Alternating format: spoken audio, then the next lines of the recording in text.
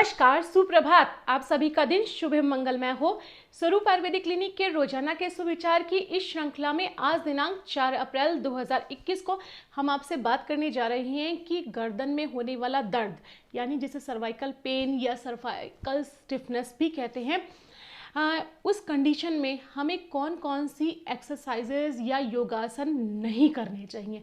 जी हाँ, इस वीडियो में आज हम आपसे बात करेंगे कि पर्टिकुलरली अगर कभी हमें नेक पेन हो जाए या नेक में स्टिफनेस हो जाए या गर्दन में दर्द होने लगे, जकड़न होने लगे, तो उस कंडीशन में हमें कौन कौन सी ऐसी पर्टिकुलर एक्सरसाइजेज हैं या योगासन हैं जो हमें नहीं करने चाहिए, क्योंकि अगर हम उन्हें करते हैं तो हमारा ये पेन या स्टिफनेस जो है और ज़्यादा बढ़ जाएगा और भविष्य में जाकर किसी भयंकर परिस्थिति का हमें सामना भी करना पड़ सकता है।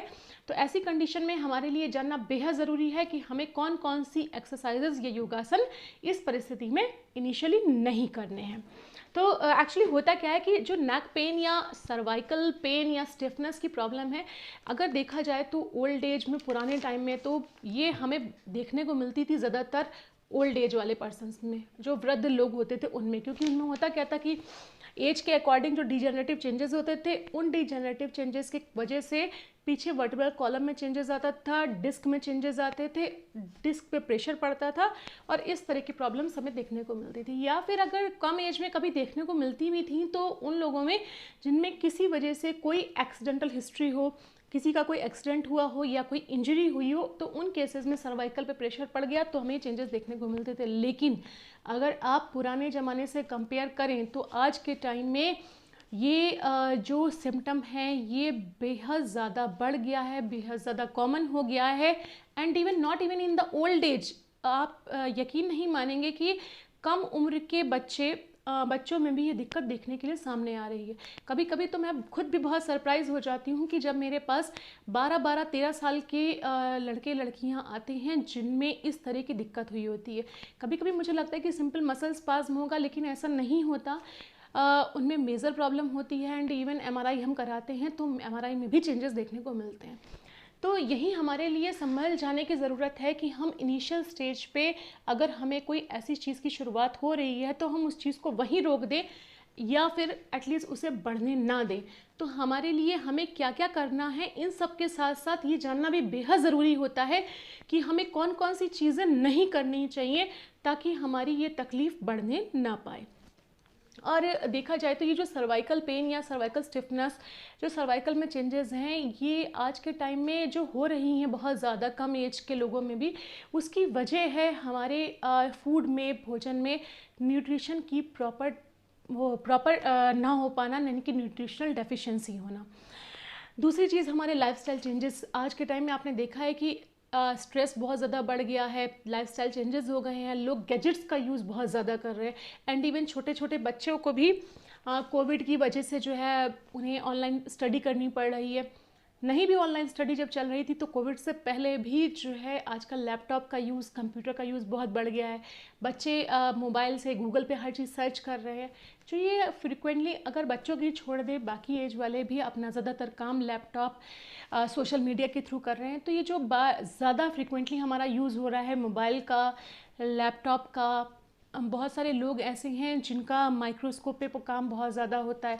लाइफस्टाइल में एमएनसीज में काम करने वाले साथ लोगों के साथ में क्या होता है कि वो एक ही जगह बैठे रहते हैं, उनका सिटिंग टाइम बहुत ज़्यादा होता है, एक ही पोजीशन में उनकी मसल्स पे प्रेशर पड़ता रहता है। तो ये वो सारी चीज़ें हैं जो मिलकर कुछ समय के बाद हमारे बैक पे प्रेशर डालती हैं, मसल्स पे, लिगामेंट पे जोर पड़ता है और धीमे धीमे हमारे स्पाइन में या डिस्क में चेंजेस आने लग जाते हैं और हमें इस तरह की प्रॉब्लम्स होने लग जाती।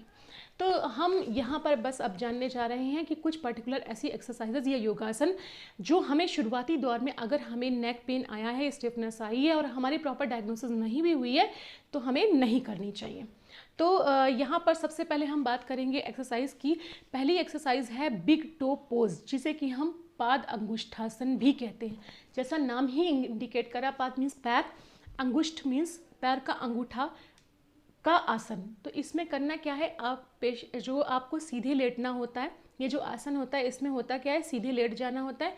आप जब फ्लैट पीठ के बल लेट जाएंगे उसके बाद क्या करेंगे, अपने दोनों हाथों को क्लब करके पीछे लगा लेंगे, ये लगाएंगे और उसके बाद पैरों को धीमे धीमे आपको ऊपर की तरफ उठाना है। जब आप पैरों को धीमे धीमे ऊपर की तरफ उठाएंगे तो पहले आप थोड़ा उठाएंगे, फिर थोड़ा उठाएंगे, 30 उठाएंगे, फिर 60, फिर 90, ऐसे करके पैरों को ऊपर की तरफ लेके आएंगे, जैसा आप इसमें चित्र में देख भी रहे होंगे। ऊपर लाएंगे और लाते लाते फिर आपको कोशिश करनी होती है कि थोड़ा थोड़ा आप हेड पोर्शन ऊपर उठाते हैं ताकि आपका जो पैर का अंगूठा है वो आपके इस पे टच हो जाए। तो ये इसमें क्या होता है, हमारे नेक पर, क्योंकि हम नेक को भी थोड़ा थोड़ा ऊपर की तरफ उठाते हैं, नेक की मसल्स पे, लिगामेंट पे बहुत जोर पड़ता है और अगर आपको नेक पेन आया है तो हो सकता है कि मसल्स या लिगामेंट में कोई डैमेज भी हो जाए। तो डोंट डू पाद अंगुष्ठासन if you have the neck pain. The second exercise is the boat pose, जिसे कि हम हिंदी में परिपूर्णा नवासन भी कहते हैं। जैसा नाम ही बता रहा है, बोट मीन्स नाव, तो इसमें एक्चुअल में हमारी पोजीशन बन जाती है वी की तरह। पहले आपको फ्लैट लेटना होता है, फ्लैट लेटने के बाद में आप क्या करेंगे, धीमे धीमे अपने पैरों को ऊपर उठाना शुरू करेंगे। 30, 60, 90 करके आप पूरे पैर ऊपर की तरफ ले आएंगे। साथ ही साथ आप अपने आगे की तरफ हेड, शोल्डर और चेस्ट पार्ट को भी ऊपर की तरफ उठाते जाएंगे। ऊपर उठाते उठाते आपको इतना उठाना है कि एक वी शेप बन जाता है और अपने हाथों से पैरों को सपोर्ट दिए रहना है ऊपर की तरफ। तो जो ये वी शेप बनता है, हम नेक ऊपर की ओर उठाते हैं, हमारा पूरा जोर होता है हमारी बटक पे, बटक मसल्स पे। बटक पे जोर होने की वजह से ऊपर जो नेक होता है, नेक पे भी जोर पड़ रहा होता है मसल्स पे। तो अगर आपको नेक पेन है तो आपको बोट पोज यानी परिपूर्णा नवासन बिल्कुल भी नहीं करना है। ये तो हुआ हमारा सेकंड आसन। अब हम आते हैं अपने तीसरे आसन पे, जिसका नाम है बो पोज। बो पोज का मतलब ये बो पोज यानी कि धनुरासन, जो धनुष होता है बिल्कुल उसी तरीके से हमें शरीर बना देना है। इसमें आपको क्या करना होता है कि पेट के बल लेटना है, पेट के बल सीधे लेट जाइए। उसके बाद आप अपने पैरों को नी पे बेंड करेंगे पीछे की तरफ, ऐसे बेंड करेंगे कि आपका जो एंकल है, पैरों की जो एड़ी होती है, वो आपके हिप्स को टच करने लगे। देन आप अपने हाथों को पीछे की तरफ स्ट्रेच करेंगे।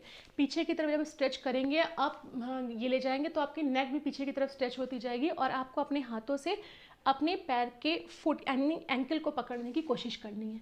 जब आप एंकल को टच करने की हाथ से कोशिश करते हैं तो उससे हमारी नेक पे भी जो है वो स्ट्रेच पड़ने लगता है, ये भी स्ट्रेस होने लगती है। तो अगर आपको नेक पेन है तो आप, क्योंकि इसमें नेक मसल्स पे बहुत स्ट्रेस पड़ रहा है, तो आपको ये एक्सरसाइज नहीं करनी है।